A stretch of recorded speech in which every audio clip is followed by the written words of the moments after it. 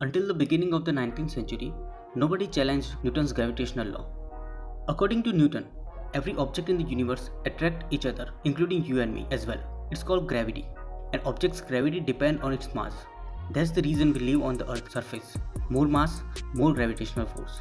But Newton liked to explain one thing. He explained that every object creates gravity and attract each other. But he didn't explain why and how. Why objects create gravity and how do they do that? In 1915, Albert Einstein came up with the theory of general relativity.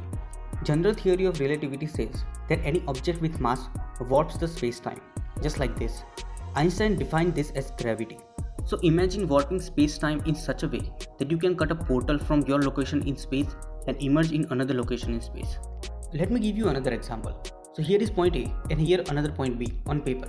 Now bend the paper. These points are opposite sides to each other. If I want to go from one point to another, I only have this short path. But what if we make a hole on each side and connect them with a pencil? Now we have a shortcut. Scientists have not yet found a wormhole and they don't know how to create one, but they are theoretically possible. Einstein's mathematical model shows that wormhole is part of the universe. We don't have anything that shows that wormholes are formed naturally. Physicist John Wheeler's quantum form hypothesis says wormhole formed automatically and destroy as well, the same as virtual particles. Some particles come to existence automatically and destroy as well. These are the virtual particles. So that means space is never really empty. We don't have any idea how this virtual particle come to existence and how they destroy. According to John Wheeler, wormholes exist but they are very small and that's why we cannot detect them.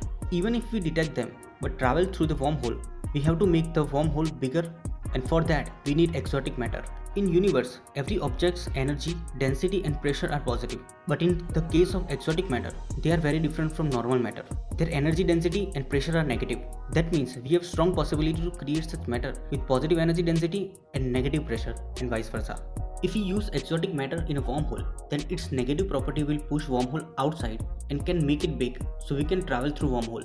We don't have any proof about the existence of exotic matter. They only exist in theory.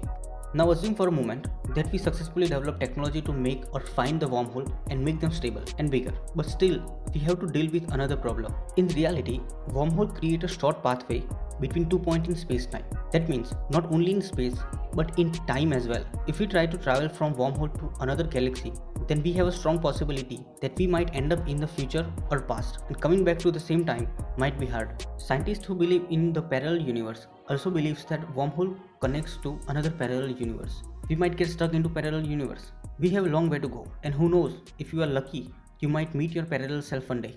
So that's it for today's video. Peace.